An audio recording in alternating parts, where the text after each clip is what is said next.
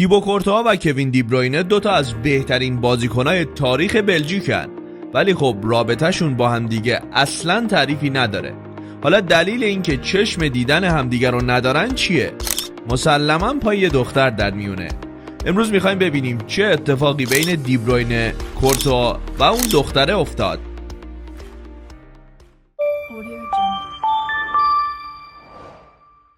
تو سال 2014 بعد از اینکه بیوگرافی کوین دیبروینه منتشر شد، کل دنیا فهمیدن کورتوا با دوست دختر دیبروینه رو هم ریخت.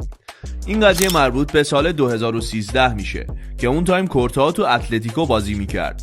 دختره اسمش کارولین بود که خودش هم اومد و قضیه رو تایید کرد. من با دوستان به مادرید رفتم. تیبو خیلی جیگر بود. حالا به انگلیسی میگفت سویت، ولی خب ما مجبوریم بگیم جیگر دیگه. اون برام غذا درست کرد و خیلی بهم رسید. درسته، اتفاقی که نباید میافتاد افتاد. تو یه شب تیبو چیزی رو بهم داد که کوین تو 3 سال نتونست بهم بده. یعنی منظورش چی بود؟ با این جملاتی که این بنده خدا گفت اصلا نمیشه فکر بد نکرد. حالا چرا این قضیه بینشون پیش اومد؟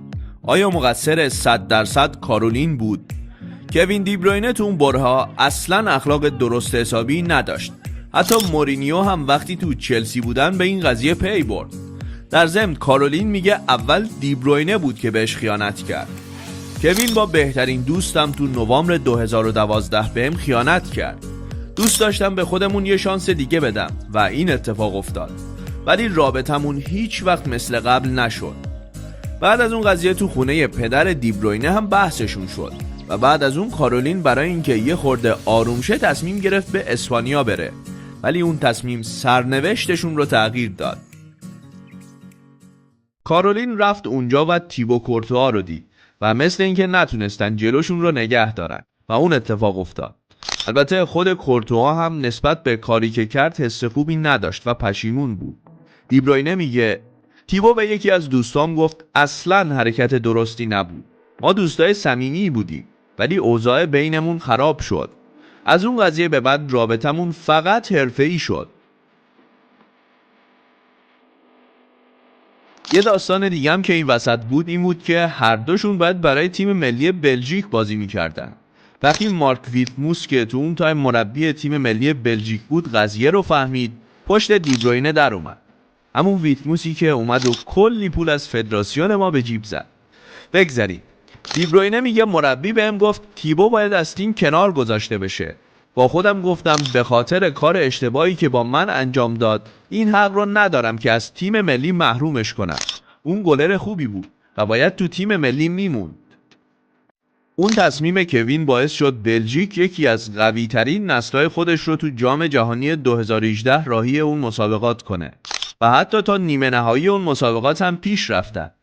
تو اون رقابت‌ها تونستن از صد برزیل هم بگذرن. ولی خب مسلماً برای کوین هم سخت بود که با اون شرایط هر روز بیاد و کورتوا رو تو بازی‌ها و تمرینات ببینه.